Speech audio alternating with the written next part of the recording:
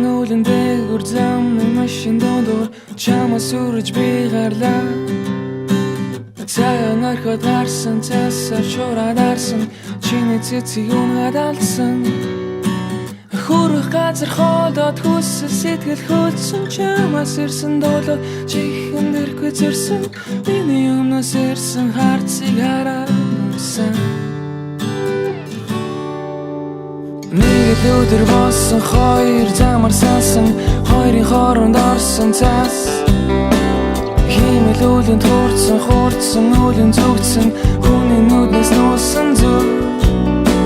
Ихийг бодож иргэн дуусан дугасаасан үсэн үлийг хараад татсан тамхи хайсан чиний зүг чарах нарыг харсан. Чи ганцаар намайг хүлээхгүй би болсон